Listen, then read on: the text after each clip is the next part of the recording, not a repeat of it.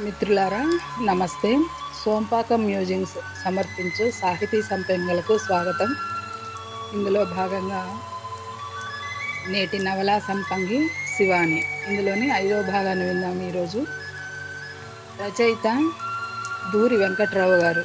మీకు చదివి వినిపిస్తున్నది శ్రీమతి సోంపాక సీత.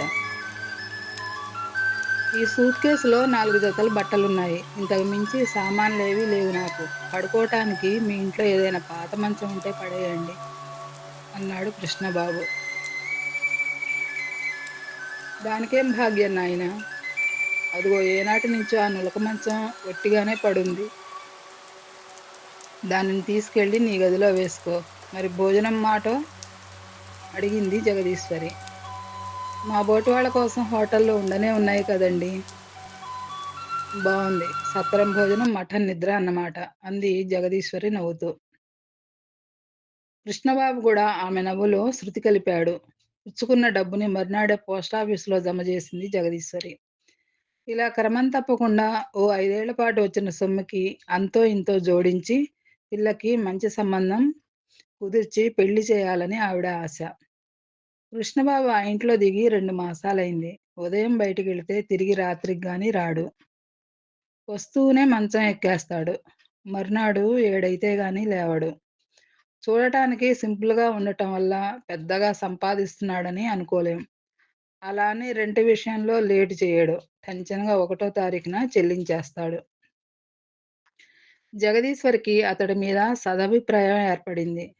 ఎందుకంటే ఇంట్లో ఉన్నంత సేపు తన పనేదో తను చూసుకుంటాడే తప్ప కల్పించుకుని ఎవరితోనూ మాట్లాడడు. ఎవరిని కన్నెత్తి చూడడు. కామన్ బాత్రూమ్ అవటం వలన బ్రష్ చేసుకోవడానికి, స్నానం చేయటానికి పెరట్లోకి వెళ్ళవలసి వస్తే తప్ప తల వంచుకుని వెళ్తాడు. తను గాని, అమ్మాయి గాని పలకరిస్తే తప్ప మాట్లాడడు. అతడికి ఫ్రెండ్స్ ఉన్నారో లేదో కూడా తెలవదు. ఇంటికి ఎవ్వరూ రారు. రాను రాను కృష్ణబాబు మీద జగదీశ్వరికి అమితమైన జాలి, అవ్యాజమైన ప్రేమ ఏర్పడ్డాయి. పొద్దున్న 9 అవటంతోనే శివాని స్కూలుకి వెళ్ళిపోయింది. కృష్ణబాబు కూడా బయటికి వెళ్ళే ప్రయత్నంలో ఉన్నాడు. జగదీశ్వరికి అతడి వ్యక్తిగత వివరాలు తెలుసుకోవాలనిపించి, బాబూ అని పిలిచింది ఎంతో ఆప్యాయంగా. చెప్పండి ఆంటీ అన్నాడు కృష్ణబాబు వరండాలోకొచ్చి. ఏం చేస్తున్నావు అడిగింది. డ్యూటీకి వెళ్ళాలి కదండి, ఆ ప్రిపరేషన్‌లోనే ఉన్నాను. నీతో కొంచెం మాట్లాడాలి. ఇప్పుడు వీలవుతుందా? చెప్పండి, పర్వాలేదు అన్నాడు కృష్ణబాబు ఒద్దికగా చేతులు కట్టుకుని నిలబడి. ఒక్కడివే ఉంటున్నావు. అమ్మని నాన్నని తీసుకురావచ్చు కదా సలహా ఇచ్చింది జగదీశ్వరి. తీసుకురావటానికి వాళ్ళు ఉంటేనా? కృష్ణబాబు మాటకి జగదీశ్వరి మనసు కలుక్కుమంది. మరి నిన్ను పెంచి పెద్దగా చేసిందెవరు? పోషించేదెవరు? నీ ఆలనా పాలనా చూసేదెవరు? ఉండబట్టలేక అడిగింది. అనాథాశ్రమంలో పెరిగాను. వాళ్ళే నాకు చదువు సంధ్యలు చెప్పించారు. కన్నవాళ్ళు ఎలా ఉంటారో గూడా నాకు తెలవదు. ఇక్కడ చిన్న ఉపాధి లభించడంతో ఈ ఊరొచ్చాను. ఉద్యోగం అంటున్నావు. ఏం ఉద్యోగం చేస్తున్నావు? అతడి పట్ల మరింత ఆసక్తిని కనబరిచింది జగదీశ్వరి. కంపెనీ వస్తువుల్ని సేల్ చేయటం. జీతంతో పాటు కమిషన్ గూడా ఉంటుంది. అలాగా, చాలా సంతోషం. ఇక వెళ్ళు నాయనా, నీకు టైం అవుతున్నట్లుంది. కృష్ణబాబు వెళ్ళిపోయాడు. నాటి నుండి జగదీశ్వరి అతడిని కన్న కొడుకులా చూసుకుంటోంది. సందర్భం ఉన్నా లేకపోయినా ఏదో ఒక పిండి వంట చేసి కృష్ణబాబు చేత ఆప్యాయంగా తినిపిస్తోంది. అతడు ఊ అంటే చాలు ఇంటల్లుండి చేసుకోవాలనే కోరిక కూడా లేకపోలేదు.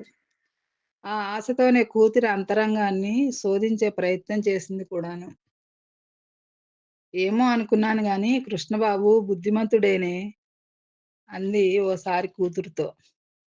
దిగి 3 నెలలైనా కాలేదు. అప్పుడే ఎలా చెప్పేస్తున్నావమ్మా? నెల నెలా అద్దె కరెక్ట్‌గా ఇచ్చేస్తున్నాడనా? అంది శివాని వాళ్ళ అమ్మ యొక్క అమాయకత్వానికి నవ్వుతూ. అన్నం ఉడికింది లేనిది తెలుసుకోడానికి ఒక మెతుకు పట్టుకుంటే చాలదు. తల్లి మాటలకు ఏమనాలో తెలవలేదు శివానీకి. ఇలా ఉండగా ఒకరోజు కృష్ణబాబు మీద నీ అభిప్రాయం ఏమిటి అని కూతుర్ని డైరెక్ట్‌గా అడిగేసింది జగదీశ్వరి. పర్వాలేదు మంచివాడిలానే ఉన్నాడు. అలా అన్నానని అతగాడిని మరీ నెత్తికెక్కించుకోకు. ఎక్కడున్న వాళ్ళని అక్కడే ఉంచాలి. ఇవాళ 4 తారీఖు. ముందు అద్దె సంగతి చూడు. అడక్కపోతే అలాగే అలవాటయిపోతుంది అంది శివాని. ఈ నెలలోనే కాస్త లేటయింది. జీతం అందుకున్నాడో లేదో తొందరపడి అడిగితే బాధపడతాడని అడగలేదు. సరే కొంచెం టైమిచ్చి చూద్దాంలే అంది శివాని. రాత్రవుతోంది. తెల్లవారుతోంది. కాలంలో ఎలాంటి మార్పు లేదు. నిన్నటి నుండి కృష్ణగారి గది తలుపులు మూసే ఉన్నాయమ్మా.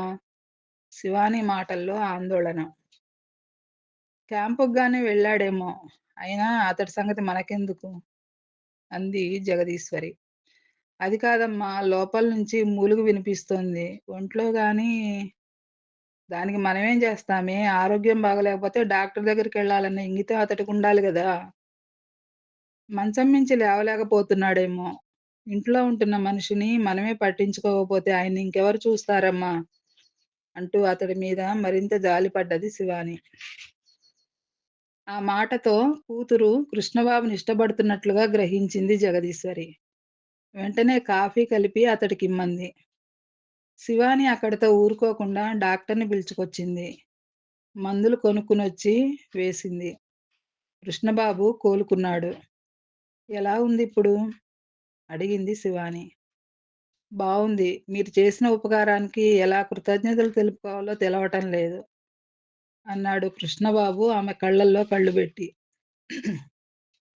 ఇందులో కృతజ్ఞతలకు తావులేదు తేలిగ్గా తీసి పారేసింది శివాని. అలా అనటం మీ సంస్కారం.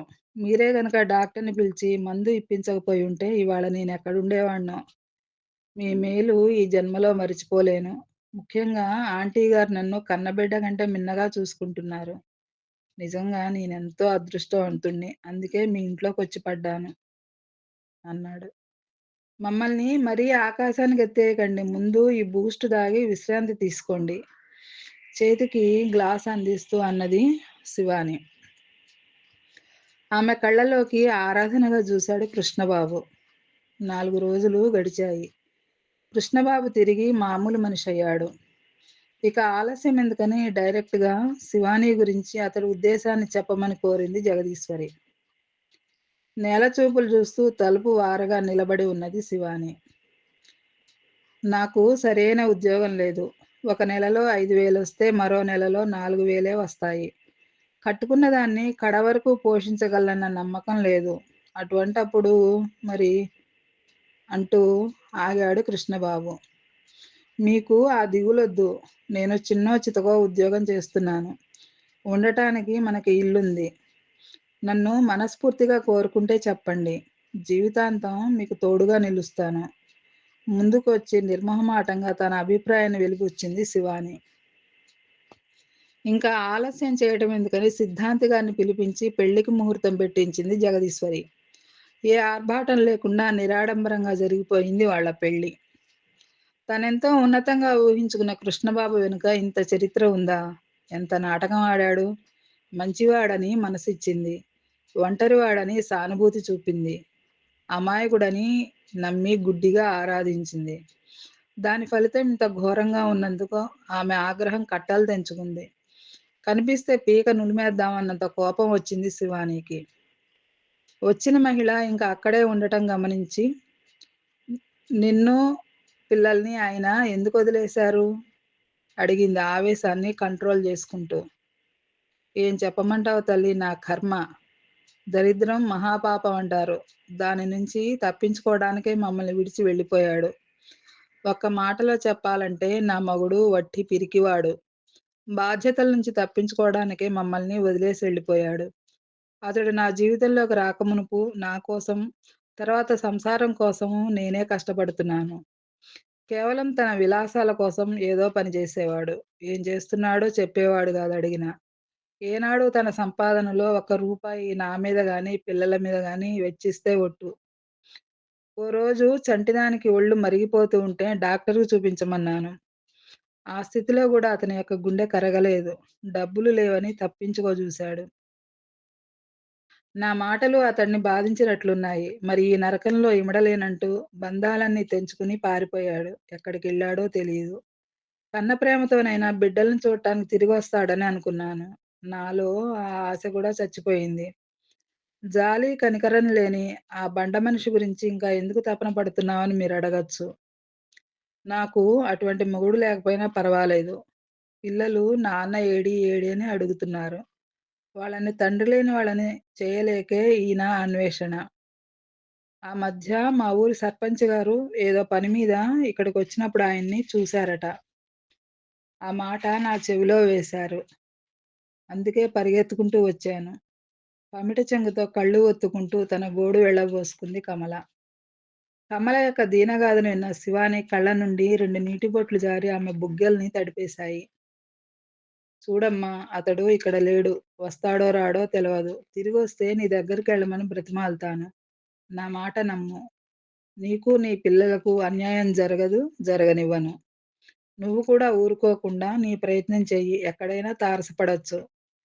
పేగు తీపితోనైనా నీ దరి చేరొచ్చు. పిల్లవాడి తల నిమురుతూ అన్నది శివాని.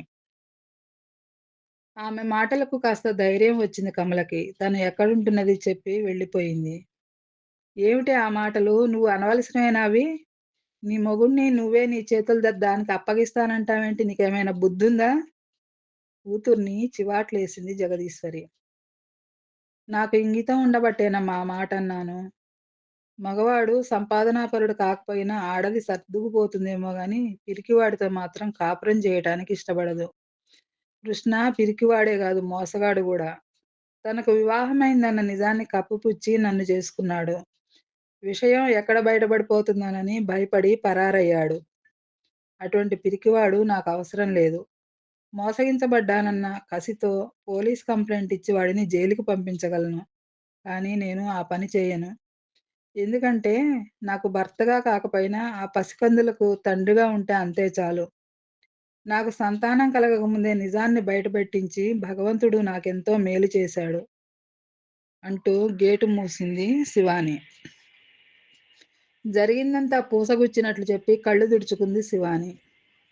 కొన్ని క్షణాలు వారి మధ్య మాటలు లేవు. ఆ తర్వాత కృష్ణబాబు మిమ్మల్ని కలిసే ప్రయత్నం చేయలేదా? సందేహాన్ని వ్యక్తం చేశాడు వినయ్. ఆమె పట్ల మరింత ఆసక్తిని కనబరుస్తూ. లేదు. నిర్లిప్తంగా సమాధానమిచ్చింది శివాని. మరి మళ్ళీ ఎప్పుడైనా మీ వద్దకు వచ్చే అవకాశం ఉందంటారా? ఆ ప్రశ్నకు నా దగ్గర జవాబు లేదు అన్నది శివాని. పోనీ ఈ విషయం చెప్పండి. మీరతడి గురించి నేను ఆలోచించడమే మానేశాను. పుట్టినప్పటి నుండి నా కోసం కష్టపడుతున్న మా అమ్మను సుఖపెట్టాలన్నదే నా తాపత్రయం. అందుకే కంప్యూటర్ ఇన్‌స్టిట్యూట్‌లో చేరి దానికి సంబంధించిన కోర్సులన్నీ పూర్తి చేశాను. మీ ఆఫీసులో కంప్యూటర్ ఆపరేటర్‌గా చేరాను. ఇంతకాలం కృష్ణబాబు మీకు ముఖం చూపించలేదంటే బహుశా కమలకి చేరువయ్యాడేమో అన్నాడు వినయ్. నేను కోరుకునేది అదే. జీవితంలో మనిద్దరం మోసపోయామే తప్ప మనం ఎవరిని వంచించలేదు. అందుకే ఆ దేవుడు మనల్ని ఇలా కలిపాడు. ఇప్పుడైనా మీ అభిప్రాయం చెప్పండి. మీరు ఊ అంటే అది నా అదృష్టంగా భావిస్తాను అన్నాడు వినయ్. మీరు కోరుకున్నట్లు జరిగితే అదృష్టం మీది కాదు నాది. అయితే అది అయ్యే పని కాదు. మన మధ్య నింగికి, నేలకి ఉన్నంత దూరం ఉంది. ఆ రెండూ ఎప్పుడూ ఎక్కడా కలవవు. కలవటానికి ప్రయత్నిస్తే ప్రళయమే ముంచుకొస్తుంది అంది శివాని. వస్తే రానివ్వండి. అందులో ఇద్దరం కలిసే కొట్టుకుపోదాం అన్నాడు వినయ్. ఉప్పెన వచ్చినప్పుడు కొట్టుకుపోయేవి పూరి గుడిసెలే తప్ప భవంతులు కావు. నా మాట విని మీరిక నా గురించి మరిచిపోయి మీ హోదాకు తగిన సంబంధం చేసుకుని సుఖపడండి. నా కోసం సమస్యలు కొని తెచ్చుకోవద్దు అంటూ లేచి నిలబడింది శివాని. ఈ విషయంలో నేను మిమ్మల్ని తొందరపెట్టను. చాలా నిదానంగానే ఆలోచించండి. ఎంత కాలమైనా పర్వాలేదు. మీకోసం సంతోషంగా నిరీక్షిస్తాను అన్నాడు తను లేచి నిలబడి. ఇరువురూ నడుచుకుంటూ కారు వద్దకెళ్లారు. నాకిక సెలవిప్పించండి మరి. మిమ్మల్ని ఇక్కడికి రప్పించింది నేను. మీ ఇంటి వద్ద డ్రాప్ చేయటం నా బాధ్యత అన్నాడు వినయ్ డోరు తెరుస్తూ. మరి కిమ్మనకుండా కారెక్కింది శివాని. గుమ్మం ముందు హారన్ శబ్దమైతే తలుపు తీసింది జగదీశ్వరి. వస్తానని జెప్పింది శివాని కారు దిగుతూ. బై అన్నాడు వినయ్ గాలిలోకి చెయ్యి ఊపుతూ. వచ్చింది మీ కంపెనీ అధిపతి వినయేనా? అడిగింది జగదీశ్వరి. అవునన్నది శివాని. మరి లోపలికి రమ్మనలేకపోయావా? ఏం పిలిచి విందు జేయడానికి అతడు మనకేమవుతాడని? అసహనంగా అంది శివాని. మరి ఏ సంబంధంతో అతడి కారులో వచ్చావు? అడిగింది జగదీశ్వరి. చెబుతాను ముందు లోపలికి పదమ్మా! అంది శివాని చిరాగ్గా. కూతురు కాళ్ళు చేతులు కడుక్కుని వచ్చే లోపల కంచాల్లో అన్నం వడ్డించింది. నువ్వింకా భోజనం చేయలేదా? ప్లేటు దగ్గరికి లాక్కుంటూ అడిగింది శివాని. ఇంట్లో ఉన్నది మనిద్దరం. నువ్వు లేకుండా నాకు ముద్దెలా దిగుతుంది చెప్పు? అలాగంటే ఎలా అమ్మా? నీ ఆరోగ్యం ఏం గావాలి? చీకటి పడేసరికి డైట్ తీసుకోవాలని డాక్టర్ గారు చెప్పారు గదా! వాళ్ళు అలానే చెప్తారులేవే. నా గురించి దిగులు పడకు. నీకు ఇష్టమని ఇవాళ చిక్కుడుకాయ వేపుడు, టమాటా పులుసు చేశాను కలుపుకో. ప్రేమగా చేతి మీద నెయ్యి పోస్తూ అంది జగదీశ్వరి. తల్లి కనపరిచే మమకారానికి కరిగిపోతూ మౌనంగా అన్నం కలుపుకుంటోంది శివాని. అవును ఏదో చెప్తానన్నావు? గుర్తు చేసింది జగదీశ్వరి. నువ్వు చెప్పినట్లే వినయ్ నన్ను పెళ్లి చేసుకుంటా అన్నాడు. ఆ ముక్క చెప్పడానికే నన్ను పార్కుకు పిలిచాడు. తల్లి కళ్ళల్లోకి చూస్తూ మాట్లాడుతుంది శివాని. మరి నువ్వేమన్నావు? అడిగింది జగదీశ్వరి ఆదుర్దాగా. ఏమంటాను? నాకు ఇదివరకే పెళ్ళయిందని చెప్పి జరిగిందంతా వివరించాను. అయినా అతడు నన్నే కోరుకుంటున్నాడు. ఏం చేయాలో ఏంటో తోచటం లేదు అన్నది శివాని. ఇక సమస్యేముంది? కృష్ణని ఎలాగూ వాడి పెళ్ళానికి అప్పజెప్పేశావు. ఇక నీ దారి నువ్వు చూసుకోవటం మంచిది. ఇలా తొందరపడే ఒకసారి మోసపోయాను. ఇంకా బుద్ధి రావద్దా నాకు? చిరాగ్గా అంది శివాని. ఒకసారి మోసపోయావు గాబట్టే ఇప్పుడైనా తెలివైన నిర్ణయం తీసుకోమంటున్నాను. ఇంతకీ నువ్వేమన్నావో చెప్పావు కాదేం? అంది తల్లి. నా గురించి ఆశ పెట్టుకోవద్దని నిర్మొహమాటంగా చెప్పాను. వచ్చిన అవకాశాన్ని కాలదనుకోవటం మూర్ఖత్వం అవుతుందే తప్ప తెలివైన నిర్ణయం అనిపించుకోదు అంది జగదీశ్వరి. అలా అత్యాశకు పోయే రమ్య ఉన్న ఉద్యోగాన్ని ఊడగొట్టుకుంది. దిక్కుతోచక 3000 రూపాయలకి ఓ ప్రైవేట్ స్కూల్లో పంతులమ్మగా చేరింది. రేపు నా గతి అంతే కావచ్చు. నేను అవునన్నా అతడిష్టపడ్డా మా పెళ్లి జరగదమ్మా. ఎందుకంటే మా మధ్య అంతస్తులు అడ్డగోలుగా ఉన్నాయి. అవే పెద్ద అడ్డగోడలు. వాటిని పగలగొట్టటం ఎవరి తరమూ కాదు. కూతురి నిర్వాకం జగదీశ్వరికి నచ్చలేదు. ఏమైనా అందామన్నా ఉవ్వెత్తున లేస్తుంది. సూక్తులు వల్లిస్తుంది. అందుకే నోటికి తాళం బిగించుకుంది జగదీశ్వరి. రోజులాగే ఆ రోజు ఆఫీస్‌కెళ్ళింది శివాని. ఆమె మనసు ఆందోళనగా ఉంది. తను వినయ్‌తో పార్కుకెళ్ళడం స్టాఫ్‌లో ఎవరైనా చూసారో ఏమో! అదే జరిగితే ఇవాళ తన పని అయిపోయినట్లే. చూసిన వాళ్ళు చూసినట్లు ఉండరు గదా! మేనేజర్‌కి ఉప్పందిస్తారు. అసలే వాడేమో అనుమానపు పిశాచాయే. ఏం చర్య తీసుకుంటాడానని హడలిపోయింది. గతంలో అసంపూర్తిగా ఉండిపోయిన పనిని పూర్తి చేసి మేనేజర్ గారి క్యాబిన్‌కెళ్ళింది. మహీధర్ ఎవరితోనో ఫోన్‌లో సంభాషిస్తున్నాడు. లోనికెళ్ళబోయిన శివాని ద్వారం వద్దే ఆగిపోయింది. మీరు చెప్పినట్లే చేస్తాను అవతల నుంచి. వర్రీ కావద్దు. అన్నీ నేనే చూసుకుంటాను. ఇవతల నుంచి మహీధర్. ఎంత మాట! గాడి తప్పుతూ ఉంటే చూస్తూ ఊరుకుంటానా చెప్పండి? పని పూర్తి చేసుకునే రండి మీరు.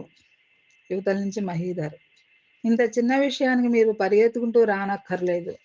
మళ్ళీ మహీధరే. ఉంటాను సార్ నమస్కారం. ఫోన్ క్రెడిల్ చేస్తూ శివానిని చూసి లోపలికి రమ్మన్నాడు. కొంపదీసి అతడు పెద్దాయనతో మాట్లాడింది తన గురించి కాదు గదా! అన్నీ నేనే చూసుకుంటానని అన్నాడంటే తనకు ఊస్టింగ్ ఆర్డర్ సిద్ధం చేస్తున్నాడేమో! ఆ ఊహకు ఉక్కిరిబిక్కిరైంది. ఒళ్ళంతా చెమటలు పట్టేశాయి. అతడేమంటాడో, తను ఏం వినవలసొస్తుందోనని భయపడిపోయింది శివాని. కూర్చోండి. బొమ్మలా చతికిలబడింది శివాని. నువ్వు అడకత్తెరలో పోగచెక్కలా నలిగిపోతున్నావని నాకు తెలుసు. ఉద్యోగం ఎక్కడ పోతుందోనని భయపడుతున్నావు. అవునా? నీకా దిగులొద్దు. నిన్నెవ్వరూ పనిలోంచి తొలగించరు. నువ్వు రమ్య లాంటి దానివి కావు. నీ హద్దుల్లో నువ్వుంటావు. నీ పనేంటో నువ్వు చేసుకుపోతావు. నాకు ఆ సంగతి బాగా తెలుసు. నిన్ను అనుమానించి నీకు ఉద్వాసన చెప్తే మరో వ్యక్తిని ఆ సీట్‌లో కూర్చోబెట్టాలి. ఆ వచ్చే మనిషి ఎలా ఉంటుందో చెప్పలేం. కనుక ఉన్నవాళ్ళని ఊడబెరికి కొత్త వాళ్ళని నియమించుకుంటూ పోతే అంతే ఉండదు. పని అస్సలు జరగదు అంటూ ఆగాడు మహీధర్. ఇవన్నీ నాకెందుకు చెప్తున్నారు? అంది శివాని తన స్థానం పదిలంగా ఉన్నందుకు ఊపిరి పీల్చుకుంటూ. మిత్రులారా నమస్తే. ఈ నవల మీకు నచ్చినట్లయితే లైక్ చేయండి, కామెంట్ రాయండి, మీ మిత్రులకు షేర్ చేయండి. సబ్స్క్రైబ్ అవ్వటం అస్సలు మరవకండి. మరొక భాగంతో రేపు మీ ముందుంటానండి. అంతవరకు ధన్యవాదాలు. సెలవు.